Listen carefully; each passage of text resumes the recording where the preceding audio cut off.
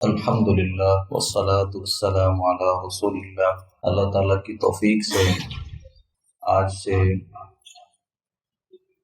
ہم کوشش کریں گے قرآن مجید کے بعد جو سب سے صحیح ترین کتاب ہے اور جس کے بارے میں کہا جاتا ہے کہ اصح الکتب بعد کتاب اللہ کی کتاب کے بعد سب سے صحیح ترین کتاب اگر کوئی کتاب ہے تو وہ امام بخاری رحمۃ اللہ علیہ کی صحیح بخاری ہے۔ صحیح بخاری کو پڑھنے سے پہلے اس بات کو سمجھنا بہت زیادہ ضروری ہے کہ اس کتاب کو لکھنے والے کون تھے، اللہ تعالیٰ نے ان کو کون سی خوبیوں سے نوازا تھا، اور امام بخاری رحمۃ اللہ علیہ کے حالات کیا تھے، اور امام بخاری نے کس طرح اپنی اس کتاب کو بڑی محنت اور لگن کے ساتھ تحریر کیا۔ تو امام بخاری کا نام ابو عبداللہ محمد بن اسماعیل بن ابراہیم بن مغیرہ بن برتزبہ ہے۔ آپ کی دو نسبتیں ہیں، ایک آپ کی نسبت جعفی ہے اور ایک نسبت بخاری ہے۔ امام بخاری کے جو والدین ہیں، جو آباء و اجداد ہیں، وہ کھیتی باڑی سے منسلک تھے، اور باپ دادا میں جو دین تھا وہ مجوسی آتش پرست تھے۔ تو ابراہیم کے جو والد مغیرہ تھے، یمان الجوفی ایک آدمی تھا، اس کے ہاتھ پر انہوں نے اسلام قبول کیا اور ہمیشہ کے لیے اپنی نسبت اس آدمی کی طرف کر لی۔ اس زمانے میں جس بندے کے ہاتھ پہ کوئی بندہ مسلمان ہوتا تھا، ساری زندگی کے لیے اس آدمی کی طرف اپنی نسبت کرنا پڑتی تھی۔ تو یہی وجہ ہے کہ امام بخاری رحمۃ اللہ علیہ کی ایک نسبت جوفی ہے، کیونکہ یمان جوفی کے ہاتھ پر ان کے اجداد میں سے مغیرہ نے ایمان اسلام قبول کیا تھا۔ امام بخاری رحمۃ اللہ علیہ بخارا میں پیدا ہوئے، اور یہ آج کل جو تاجکستان کا علاقہ ہے، یہ علاقہ بنتا ہے امام بخاری رحمۃ اللہ علیہ کا ازبکستان کا جو علاقہ ہے۔ آپ 13 شوال 194 ہجری میں بعد از نماز جمعہ بخارا میں پیدا ہوئے۔ امام بخاری ابھی بہت چھوٹے تھے تو ان کے والد اسماعیل بن ابراہیم کا انتقال ہو گیا۔ گویا کہ بچپنے میں امام بخاری رحمۃ اللہ علیہ کے جو والد تھے ان کا سایہ سر سے اٹھ گیا، اور ان کی جو والدہ تھی انہوں نے اپنے اس بیٹے کی پھر تربیت کی۔ ابھی بہت چھوٹے تھے تو امام بخاری رحمۃ اللہ علیہ کی کسی وجہ سے جو نظر تھی وہ جاتی رہی، اور امام بخاری رحمۃ اللہ علیہ نابینا ہو گئے۔ اب والدہ اپنے اس بیٹے کے لیے دعا کرتی تھی، اور رات کو اٹھ کر کے اپنے بیٹے کی بینائی کے لیے اللہ تعالیٰ سے دعا کرتی رہی۔ یہاں ایک بات سمجھنے کی ضرورت ہوتی ہے کہ والدین کی جو دعا ہوتی ہے، اور بالخصوص جو والد کی ایک دعا ہوتی ہے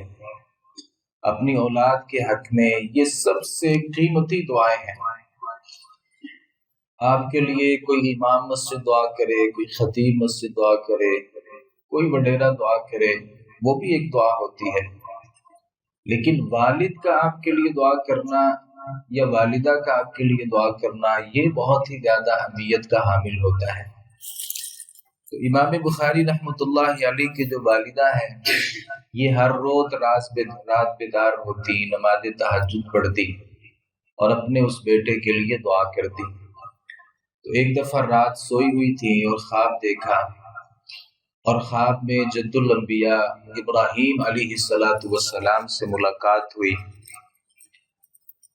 ابراہیم علیہ السلام نے امام بخاری کی والدہ کو خوشخبری دی کہ اللہ رب العالمین نے آپ کی دعاؤں کی وجہ سے آپ کے بیٹے کی نظر واپس لوٹا دی ہے۔ تو فوراً بیدار ہوئی، اپنے بیٹے کو اٹھایا، تو حقیقت میں ایسا ہی ہوا کہ امام بخاری رحمۃ اللہ علیہ کی جو نظر جاتی رہی تھی وہ واپس آ گئی، اور پھر اللہ رب العالمین نے ان کو ایسی نظر عطا کی اور وہ اس قدر دیکھنے والے ہو گئے کہ 18 سال کے بعد جا کر کے امام بخاری رحمۃ اللہ علیہ نے مدینہ منورہ کا جب سفر کیا اور رات کی تاریکی میں جب چاند کی ہلکی سی ایک لائٹ موجود ہوتی ہے، امام بخاری رحمۃ اللہ علیہ نے اپنی ایک بہت بڑی کتاب تاریخ میں اس کتاب کو بہت ہی زیادہ اہمیت حاصل ہے، اپنی جو کتاب ہے التاریخ، یہ امام بخاری رحمۃ اللہ علیہ نے نبی مکرم صلی اللہ علیہ وسلم کی جو قبر مبارک ہے اس کے پاس بیٹھ کر کے چاند کی روشنی میں امام بخاری رحمۃ اللہ علیہ نے وہ کتاب تحریر فرمائی۔ 10 سال کی عمر میں آپ حافظ قرآن تھے، اور 11ویں سال میں جب امام بخاری رحمۃ اللہ علیہ پہنچے تو اللہ رب العالمین نے ان کے سینے کو حدیث پڑھنے اور حدیث کو یاد کرنے کے لیے کھول دیا، اور امام بخاری رحمۃ اللہ علیہ اپنا زیادہ وقت حدیث کو یاد کرنے میں، اس کو سمجھنے میں امام بخاری اپنا وقت صرف کرتے۔ بچپن کا ایک واقعہ حافظ ابن حجر رحمۃ اللہ علیہ نے ذکر کیا ہے کہ ایک دفعہ آپ نے استاد امام داخلی رحمۃ اللہ علیہ کی مجلس میں امام بخاری بیٹھے تھے، تو امام بخاری کے جو استاد تھے امام داخلی، وہ اپنے شاگردوں کو حدیث پڑھا رہے تھے۔ تو حدیث پڑھاتے ہوئے امام داخلی نے ایک سند ذکر کی، سفیان عن ابی الزبیر عن ابراہیم۔ اب کوئی بھی حدیث ہوتی ہے اس کے پیچھے ایک سند ہوتی ہے، اسے سلسلہ نسب، سلسلہ سند کہا جاتا ہے۔ تو سلسلہ نسب بیان کرتے ہوئے سفیان عن ابی الزبیر عن ابراہیم، یہ جب سند پڑھی تو امام بخاری بھی اس کلاس میں بیٹھے ہوئے تھے، تو اپنے استاد سے کہا کہ ابو زبیر نے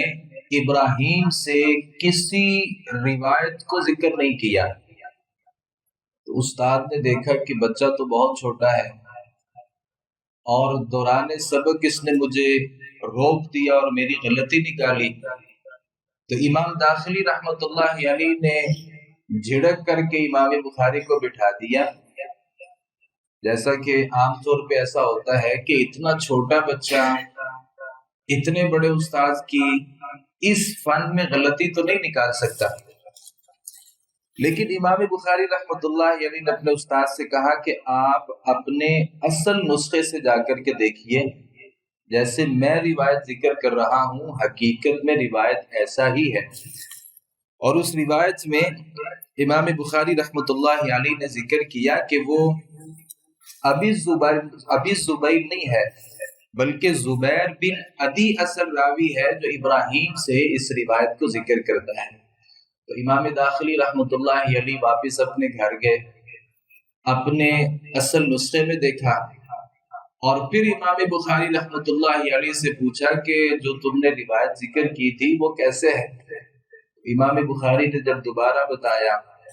تو اپنا نسخہ استاد صاحب نے نکالا اور اس میں اس غلطی کی تصحیح کر لی،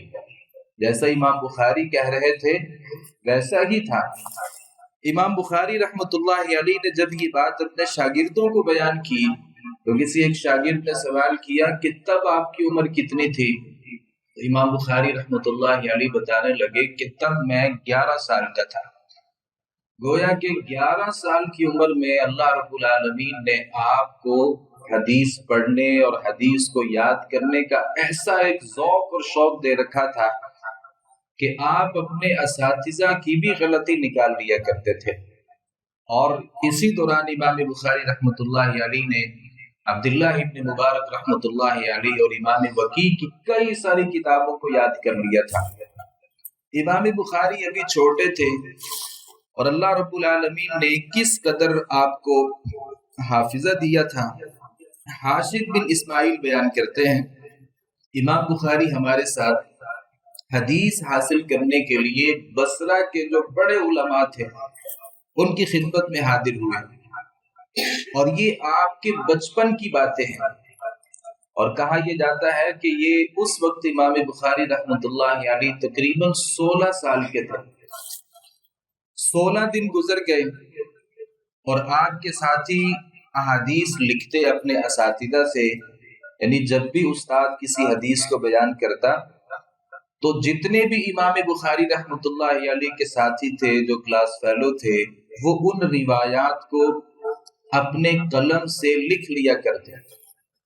16 دن گزر گئے لیکن امام بخاری رحمۃ اللہ علیہ کے پاس نہ قلم تھا اور نہ ہی آپ کے پاس کوئی کاپی تھی، اور اس کے علاوہ جتنے لوگ تھے وہ تمام کے تمام لوگ اپنے استاد سے ان روایات کو لکھا کرتے تھے۔ تو آپ کے جو ساتھی تھے امام بخاری کے، انہوں نے ملامت کرنا شروع کیا کہ ہم اپنے استاد سے حدیثوں کو لکھتے ہیں اور آپ جو ہیں وہ اپنا وقت ضائع کرتے ہیں، اور آپ نے ابھی تک ایک لفظ نہیں پڑھا اور ایک لفظ نہیں لکھا۔ تو امام بخاری نے اپنے تمام دوستوں سے کہا کہ اپنی اپنی کاپیاں لاؤ۔ ان کے دوست فرماتے ہیں کہ ہم اپنی اپنی کاپیاں لے کر کے آئے، جن میں 15,000 سے زائد حدیثیں ہم نے اپنے اساتذہ سے لکھی تھی۔ 15,000 سے زائد، اور امام بخاری نے اپنے دوستوں سے کہا کہ ہر آدمی اپنی کاپی کو اپنے سامنے رکھے اور دیکھنا شروع کر دے۔ اور امام بخاری رحمۃ اللہ علیہ نے وہ 15,000 جو حدیثیں ان دنوں اپنے اساتذہ سے سنی تھی وہ تمام کی تمام زبانی اپنے دوستوں کو سنا دی۔ یہ اللہ رب العالمین نے حافظہ امام بخاری رحمۃ اللہ علیہ کو دیا تھا کہ ایک 16 سال کا شخص ہے اور وہ اپنے اساتذہ سے 15,000 حدیثوں کو لیتا ہے اور اپنے قلم سے ان کو لکھتا بھی نہیں ہے، اور پھر اپنے دوستوں کو وہ تمام کی تمام حدیثیں زبانی سنا دیتا ہے۔ یہ ایک معجزاتی حافظہ اللہ رب العالمین نے امام بخاری رحمۃ اللہ علیہ کو دیا تھا۔ اور جب آپ سنا رہے تھے، آپ کے دوست جو آپ کو ملامت کرتے تھے، یہ اپنی کتاب سے جو غلطیاں تھیں امام بخاری کے سنانے پر وہ ان غلطیوں کی تصحیح کر رہے تھے۔ امام بخاری رحمۃ اللہ علیہ نے اپنے بخارا میں ہی اپنے اس دین کو حاصل کیا، اور جب آپ تھوڑے سے بڑے ہو گئے تو آپ نے قرآن مجید کی آیت مبارکہ ہے، اللہ رب العالمین ارشاد فرماتے فلولا نفر من كل امة من كل فرقة منهم طائفة ليتفقهوا في الدين ولينذروا قومهم إذا رجعوا إليهم لعلهم يحذرون۔ اللہ رب العالمین نے اس بات کا تذکرہ کیا ہے کہ ایک گروہ ایسا ہونا چاہیے جو علم کو حاصل کرنے کے لیے اپنے گھر سے نکلے، سفر کرے، علم کو حاصل کرے، پھر علم حاصل کرنے کے بعد اپنی قوم کے پاس واپس پلٹے اور اپنی قوم کو ڈرائے۔ تو امام بخاری نے 16 سال کے بعد طلب علم کے لیے بہت سارے اسفار کیے، اور علم کو حاصل کرنے کے لیے، حدیث کو حاصل کرنے کے لیے امام بخاری نے بہت زیادہ سفر کیے۔ اگر آپ کے سفر کی بات کی جائے تو امام بخاری رحمۃ اللہ علیہ نے بخارا کے بعد سب سے پہلا سفر کیا ہے وہ حجاز کا سفر کیا ہے، مکہ مکرمہ میں۔ اور آپ کا ارادہ شاید یہ ہو کہ اللہ رب العالمین نے سب سے پہلے جو وحی نازل فرمائی تھی وہ بھی مکہ مکرمہ میں نازل فرمائی تھی، اور ہمارے اس دین کا اور اس علم کی جو ابتدا ہے اس کا تعلق بھی مکہ مکرمہ کے ساتھ ہے۔ تو جہاں علم آیا تھا وہاں علم حاصل کرنے کے لیے امام بخاری رحمۃ اللہ علیہ نے سب سے پہلا سفر کیا، اور کئی سارے اپنے اساتذہ سے وہاں پہ علم حاصل کیا۔ وہاں جتنے بھی بڑے علماء تھے ان سے علم حاصل کرنے کے بعد امام بخاری نے اپنا دوسرا جو سفر ہے وہ مدینہ منورہ کی طرف کیا، اور مدینہ منورہ میں جو بڑے بڑے علماء تھے وہاں سے کسب فیض کیا۔ اس کے بعد امام بخاری نے بصرہ کی طرف سفر کیا، اور بصرہ میں بھی جتنے بڑے علماء تھے امام بخاری رحمۃ اللہ علیہ نے ان سے کسب فیض کیا۔ بصرہ کے بعد آپ نے کوفہ کا سفر کیا، کوفہ کے بعد بغداد کی طرف امام بخاری رحمۃ اللہ علیہ نے سفر کیا، اور بڑے بڑے جو اساتذہ تھے وہاں سے کسب فیض کیا۔ بغداد کے بعد شام کی طرف آپ نے سفر کیا، پھر مصر کی طرف آپ نے سفر کیا۔ علماء نے اس پر کتابیں لکھی ہیں کہ امام بخاری نے علم حاصل کرنے کے لیے کتنا سفر کیا ہے۔ یہ تو ہمیں اپنے آپ سے پوچھنا چاہیے کہ قرآن کی تعلیم حاصل کرنے کے لیے، حدیث لینے کے لیے، میں اپنے گھر سے مسجد میں آتے ہوئے مجھے بہت مشکل لگتا ہے، اور یہ سفر کوئی بہت زیادہ نہیں ہوتا۔ امام بخاری رحمۃ اللہ علیہ کے بارے میں دکتور حسن کہتے ہیں کہ اگر صرف آپ کے گھر سے لے کے مکہ، مدینہ، بغداد، مصر اور اسی طریقے سے یہ جو بصرہ کے علاقے بنتے ہیں، شام کے علاقے بنتے ہیں، اگر صرف ان اسفار کو دیکھ لیا جائے تو امام بخاری نے 14,000 کلومیٹر سفر کیا ہے کم از کم، اور یہ صرف وہ تعداد ہے جن کا ذکر کیا ہے۔ اب ایک امام بخاری مثال کے طور پہ بصرہ میں پڑھ رہے ہیں تو صرف بصرہ کا بخارا سے جو سفر بنتا ہے اسے شامل شمار کیا گیا، اور اس دوران آپ نے کتنے چکر لگائے بصرہ میں، یعنی مثال کے طور پہ ایک بندہ 2 سال کسی جگہ پہ رہتا ہے تو 2-3 دفعہ تو گھر جائے گا وہ۔ اب یہ سفر شمار نہیں کیا گیا، بلکہ بخارا سے لے کے جہاں جہاں تک آپ گئے صرف اس سفر کو شمار کیا گیا، تو یہ کم از کم امام بخاری نے طلب علم کے لیے، علم کو حاصل کرنے کے لیے کم از کم 14,000 کلومیٹر سفر طے کیا ہے۔ اور یہ 14,000 کلومیٹر سفر ہمارے جو جدید زمانہ ہے اس کے مطابق نہیں، بلکہ وہ گھوڑوں خچروں کا سفر ہوا کرتا تھا۔